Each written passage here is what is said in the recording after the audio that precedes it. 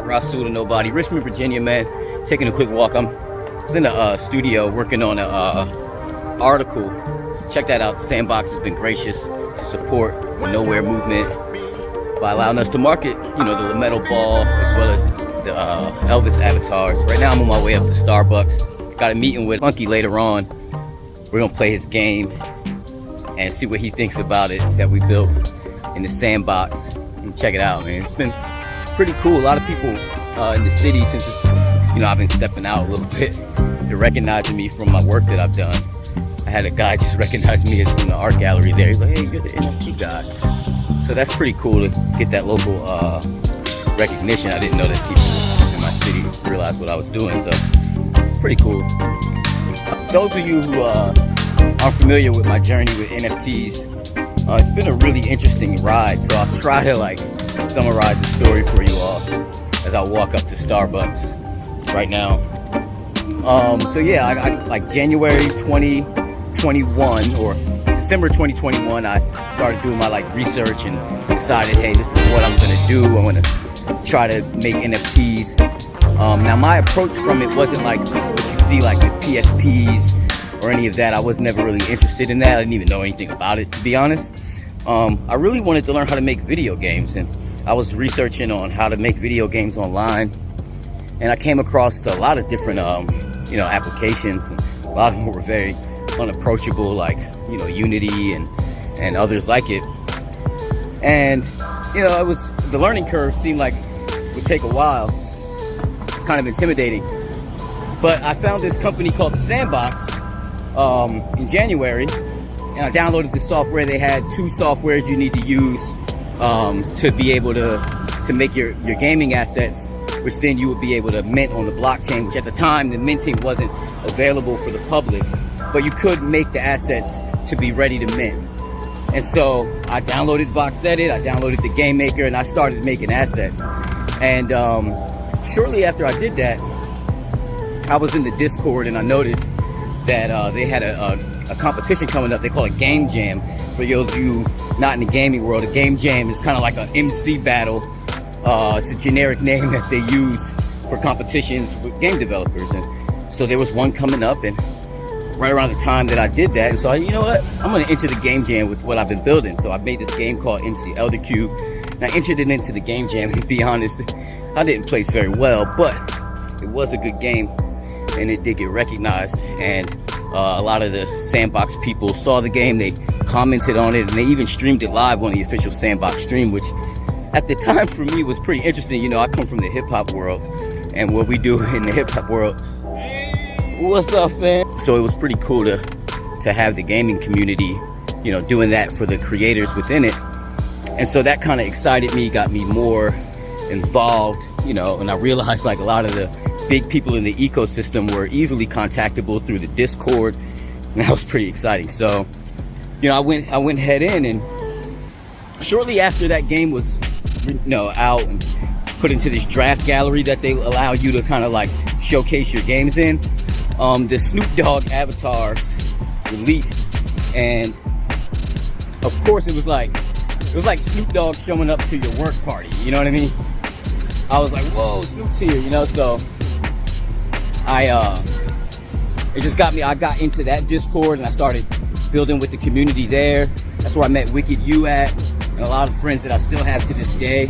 We kind of formed there, and I could see that there was a way to like get stuff popping off, to really to make a community here for myself and get things jumping. So I actually purchased some IP rights from Snoop Dogg himself and put a song out together with him. Got a little traction. You know, it wasn't a big smash like I thought it would be, but it did get some traction and some support. And this was right around the time of NFT NYC dropping.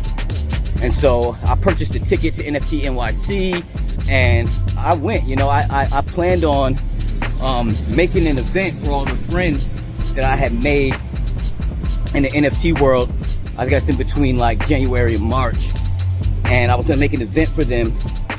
And I emailed the COO of the Sandbox, Sebastian Bourget, and I was like telling him my plans. And he said, yo, Rasul, why do all of that when you can come to our event? He gave me the secret location to this event that they were doing for all the Sandbox landholders, which I was a landholder at the time.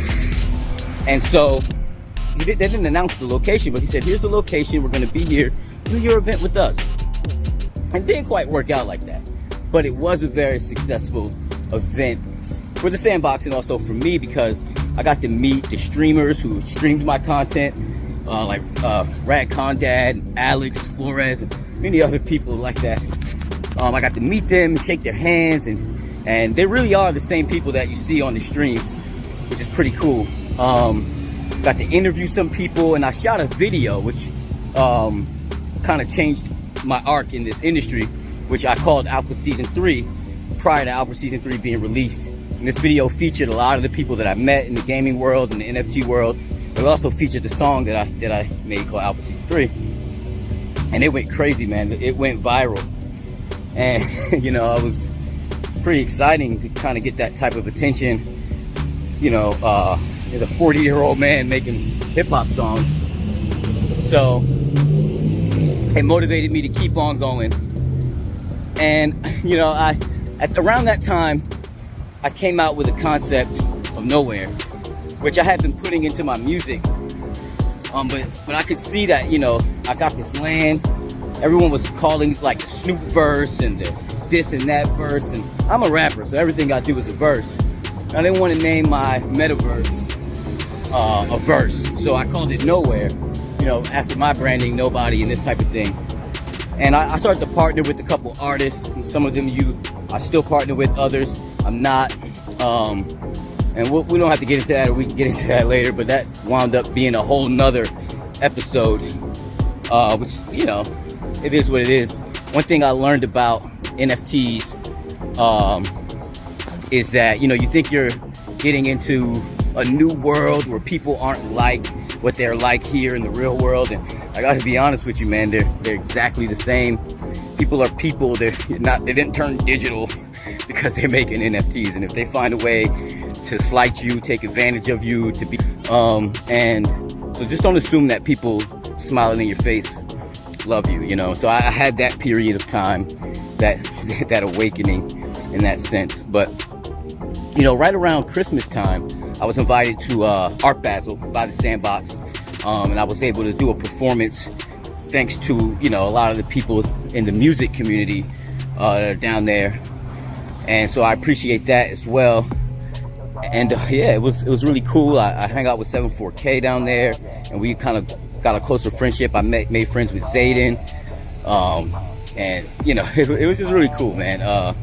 Coming back, I started working with OG Shakespeare and Wicked U, like really like going in on the Nowhere project. And OG Shakespeare really helped me to kind of like accelerate things, building some of the ideas, as he is a more experienced builder in the Metaverse, and he's also very wise on the like aspects of like the industry itself. And so having him as a counsel in that way, you know, was able to keep things going in a way, and utilizing his streaming platform and just motivation to kind of like help out with sales, help out with content. It was really a great value to the whole project. And yeah, here we are today. We one of the first metaverses to launch in the Sandbox game, one of the first 20, which I'm proud to say. And, you know, it was a long story. I could really go into different parts, a little more focused, but for those of you that are interested in getting into NFTs, I would say, like, do your own research for sure, and don't create any NFTs until you have NFTs, until you've utilized the services that NFTs can provide. Because that's like, you know, a person who can cook, never been into a restaurant ever in their life, hearing of the restaurant existing, instead of going to a restaurant, they try to make one. But if you've never been to a restaurant, you don't know about cash registers, you don't know about busboys. There's a lot of things in that industry. Just because you can cook, you might not know the industry. And so, same thing applies with NFTs, right? If you haven't used the products and services that NFTs provide, and there's many, then you won't be able to have an idea of how you can offer entertainment value or actual service to your customers, because NFTs are not speculative investments to all of us. I work very hard every day, and you know, it's not always a lot of money coming in from this. It's work just like anything else, because what we provide here is entertainment. We need to market and advertise and do the same things that you do out here in the real world. And so it's an art form, it's an industry, and it's to be respected for sure. And I want to give a big shout out to the Sandbox for sponsoring this video, but also for supporting Nowhere, supporting my movement, which has been, you know, crucial for myself, for my team, but also for the people that believe in me and want to see these types of things that we're doing expand even further. So I walk up on the Starbucks, and it looks like they built a building on top of it, so I gotta figure out where it's at. The one and only Elvis Presley.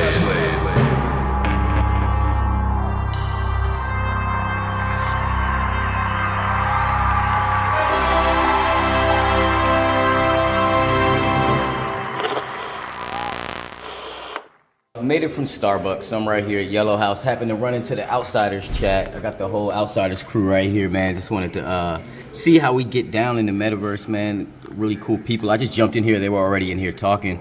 And Illuminated Baby's here, so maybe she could talk a little bit about the Outsiders Collective. Hey, we're the Outsider Collective. We're just a group of creative individuals that foster relationships and create an environment and a hub for people to, you know, pursue their dreams in Web3 and beyond.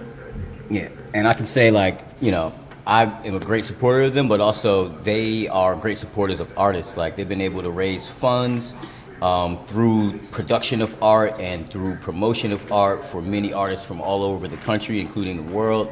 It's been really cool to watch. They've been in it for a long time, and they'll be here for a while. So thank y'all for providing that service and being here. Thank you. Hey, thanks for getting me, Plunky. No problem, man. We roll like this. Yes, sir. Excited to show you the game. It was a pretty intensive workout getting it done in the amount of time it took. For about 10 days from start to finish. Well, obviously we thought of the idea first, but Probably got a month's worth of work done in 10 days at least. yeah, but not a month's worth of sleep. Either way, let's check it out.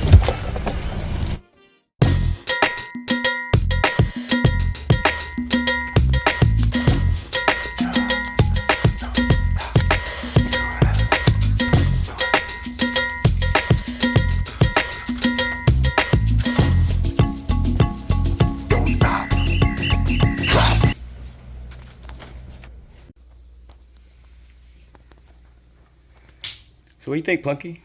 Man, I'm gassed by this. I'm jazzy. You know, it's a whole new world. And, you know, I don't want to sound cliche, but it's a whole new world. A whole different web of relationships. A whole different way to see, maybe not the universe, but to see a life on a screen. And so that's new and exciting. That means anything is possible. It's another way of communicating. It's another way of showcasing the music and showcasing film ideas and showcasing ways to look at the culture, selling NFTs or making connections to Japan. All these things are possible. They go on anyway, and this is another way to approach it. I love the idea of gaming. I love the idea of music, but both of those are nonetheless just other ways to communicate. Other ways to communicate ideas, relationships. So for me, it's exciting. It's a new way to deal with the things I've been doing for 50 years, making music and cultural artifacts and selling merchandise and selling things. Now there's another way to do it, another way to approach it. And that's pretty interesting too, because you have a song that this game, the set of this game, was actually designed from the song, right? And so it's kind of a way to express your your art that you're already doing in that way as well, right? So you want to talk a little bit about the song, or is it Well, too early? No. The song it's I'll Be There. It's a love song, but you say the game interfaces because we're in a space when that song was written and when that song was produced and the video for the small film, the 5-minute film for that song was done. It was in Jamaica, and so we now have me in a game space where I have water that I can swim, clear blue water like in Jamaica, a romantic kind of scene. It's a game where I actually hunt treasure, and it's like Treasure Island, if you will. So in that way, it interfaces with my game, my new song, and grooving, because it's all about dancing. It's all about making people have fun, making people see positive. For me, that's the most important part. So I'm going to do all that and in a game space. Absolutely. And I can't wait to hear the song. It's pretty awesome. And everyone else is going to be excited for it as well. Anything you want to say in closing? Well, I hope we get to premiere the song, I'll Be There, where you and I collaborate. That would be a good thing. I have the original version shot in Jamaica, but I'd like to also showcase a version where we collaborate.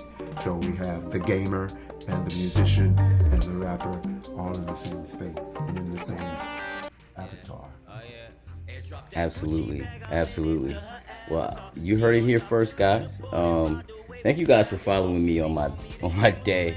We've been all over the city, down at the studio, and went up to Starbucks, had a little conversation about Web3, and now we're here with some of the jazz legends, musical legends of our times here, talking about how they interface with Web3 to bring more interactivity to their customers. Geek Squad in your Xbox, let's go. Drop my Genesis, that's retro. Afro, hop that stick, that's pogo. Logic assets packed like dono. That's my rock, my Yoko Ono. She going, yes, I made her FOMO. Milk so thick, it need hot cocoa. She gon' make that merry go, yo. Plunky, make that funky flow, though. We go around the world like yo-yo, ain't no strings attached, I'm solo. We go around the world, not loco. Lunch in Paris, that's cargo. Lunch in Paris, that's promo. Not your average fish girl, oh no. Got that mama star, that's soul. I'm a leash, she live alone.